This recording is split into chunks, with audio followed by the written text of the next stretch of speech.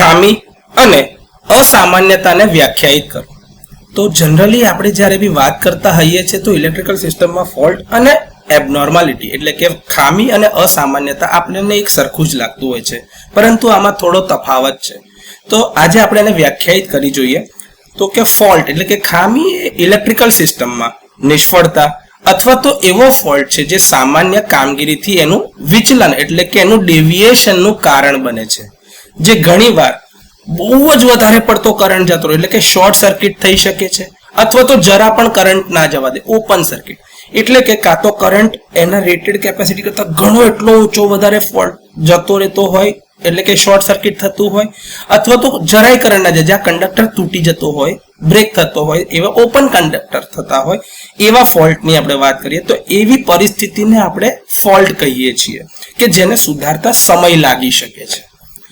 અસામાન્યતા એટલે કે એબનોર્માલિટી એટલે કે સિસ્ટમમાં એક એવી પરિસ્થિતિ કે જેમાં સામાન્ય ઓપરેટિંગ કન્ડિશન એટલે કે સામાન્ય કાર્યકારી પરિસ્થિતિઓ જે હોય એટલે એના રેટેડ કન્ડિશનનો કરંટ, રેટેડ વોલ્ટેજ ને એનાથી થોડું પણ ડેવિએશન એટલે કે વિચલન થાય પોતાની પરિસ્થિતિ કરતા. ધારો કે 230 વોલ્ટ હોય એની જગ્યા પર 215 વોલ્ટ થઈ જાય કાં તો 240 વોલ્ટ થઈ જાય પણ થોડા સમય માટે.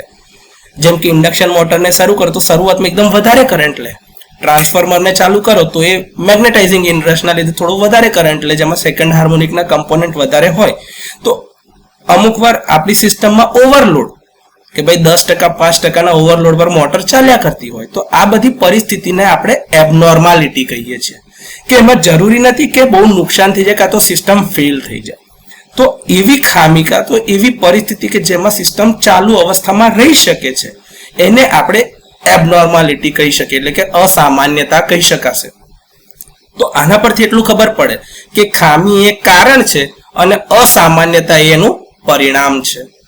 સરળ સમજણમાં જો કહીએ તો અસામાન્યતા એ કામ ચલાઉ ખામી છે જ્યાં સુધી એ ક્લિયર ના થાય અથવા તો દરેક કિસ્સામાં નહીં, અને ખામી એ કાયમી અસામાન્યતા છે જ્યાં સુધી આપણે એને દૂર ના કરીએ ત્યાં સુધી. તો આ શબ્દોની રમત છે થોડી. આ રીતે ખામી અને અસામાન્યતાને આપણે વ્યાખ્યાયિત કરી શકીએ છીએ.